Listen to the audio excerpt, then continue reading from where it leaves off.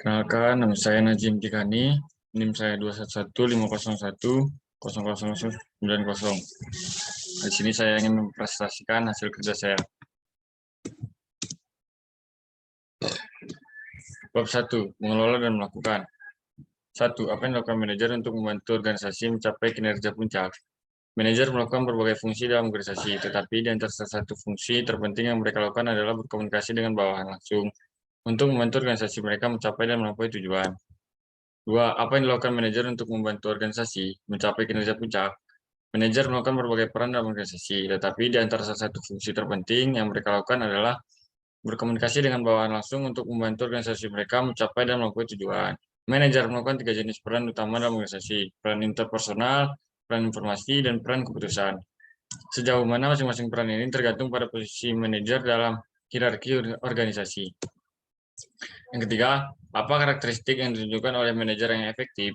Manajemen adalah proses perencanaan, perorganisasian, pengarahan, dan pengendalian kegiatan karyawan dalam kombinasi dengan sumber daya lain untuk mencapai tujuan organisasi. Tanggung jawab manajerial meliputi perencanaan jangka panjang, pengendalian pemindaian lingkungan, pengawasan, koordinasi, hubungan pelanggan, hubungan masyarakat, konsultasi internal, dan pemantauan produk dan layanan. Tanggung jawab ini berbeda menurut tingkat dalam hierarki organisasi dan menurut departemen atau fungsi. Manajer abad ke-21 akan berbeda dari kebanyakan manajer saat ini dalam 4 hal. Intinya, dia akan menjadi ahli strategi global, ahli teknologi, politisi yang baik, dan pemimpin motivator utama. Selanjutnya, apa yang bervariasi dalam pekerjaan manajer? Penekanan. Peran pengusaha semakin penting. Manajer harus semakin menyadari ancaman dan peluang di lingkungan mereka. Ancaman termasuk terobosan teknologi di pihak pesaing, kekurangan dalam organisasi manajer, dan siklus produk yang diperpendek secara dramatis.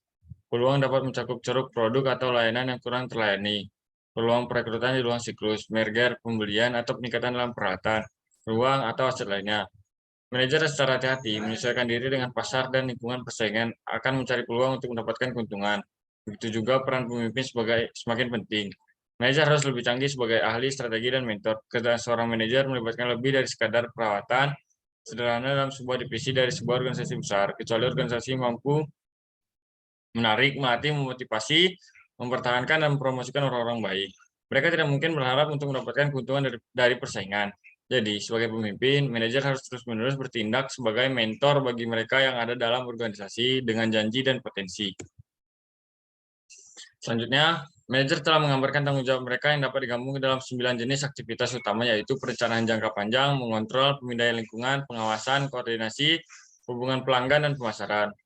7. Hubungan masyarakat, konsultasi internal, memantau produk dan layanan. Selanjutnya, bab 2. Pengambilan keputusan manajerial. Di sini ada 6. Apa karakteristik dasar pengambilan keputusan manajerial? Manajer terus-menerus membuat keputusan, dan keputusan tersebut seringkali memiliki dampak dan implikasi yang signifikan baik bagi organisasi maupun pemangku kepentingannya. 2. Bagaimana otak memproses informasi untuk membuat keputusan? Otak memproses informasi untuk membuat keputusan menggunakan salah satu dari 2 sistem logis, rasional, atau sistem cepat dan reaktif.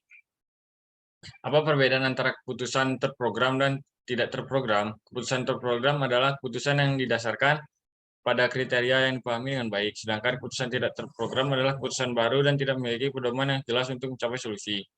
4. Hambatan apa yang ada yang membuat pengambilan keputusan yang efektif menjadi sulit? Ada banyak hambatan untuk pengambilan keputusan yang efektif. Manajer terbatas dalam kemampuan mereka untuk mengumpulkan informasi yang komprehensif, dan mereka terbatas dalam kemampuan mereka untuk memproses semua informasi yang tersedia secara kognitif. 5. Bagaimana seorang manajer dapat meningkatkan kualitas pengambilan keputusan individualnya?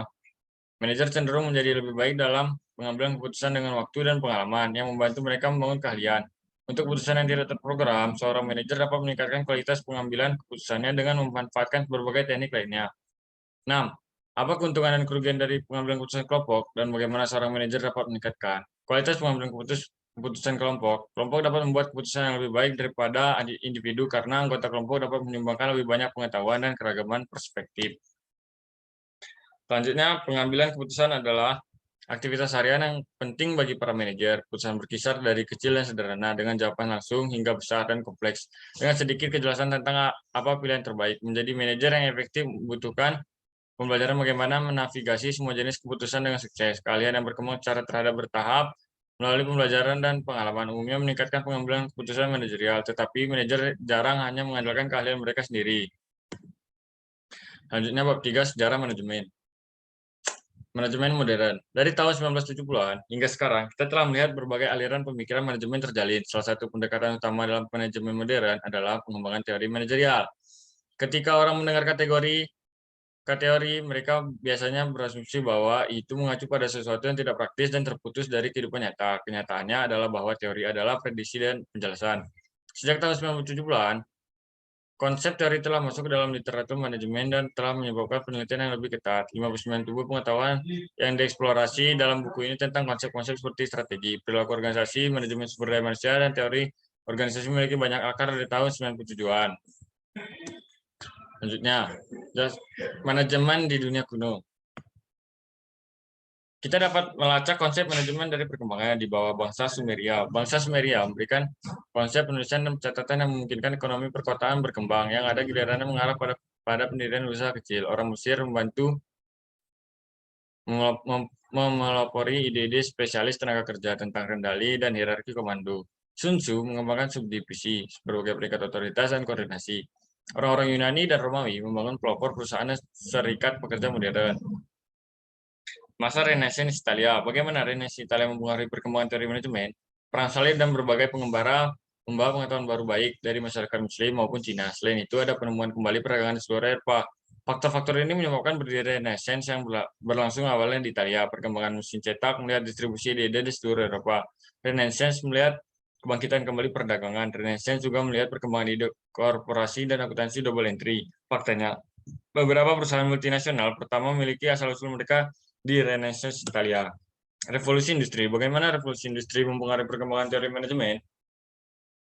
Revolusi industri adalah produk dari kombinasi faktor termasuk penyebaran, pembelajaran, dan Renaissance Italia, peningkatan transportasi, revolusi pasar, dan teknologi. Selain itu, sarjana seperti Adam Smith memberikan dukungan untuk ide-ide perkembangan kerja, spesialisasi, dan koordinasi dalam sebuah perusahaan, memungkinkan untuk pengembangan pabrik. Pergeseran ekonomi ini menciptakan kebutuhan akan manajer.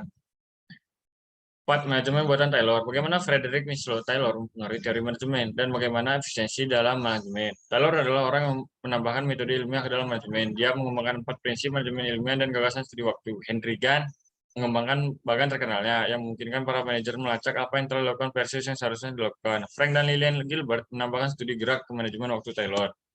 Yang kelima, manajemen administrasi dan birokrasi. Bagaimana manajemen birokrasi dan administrasi melengkapi manajemen ilmiah? Henry Fayol dan Max Weber membuat kontribusi penting untuk mengembangkan pemikiran manajemen.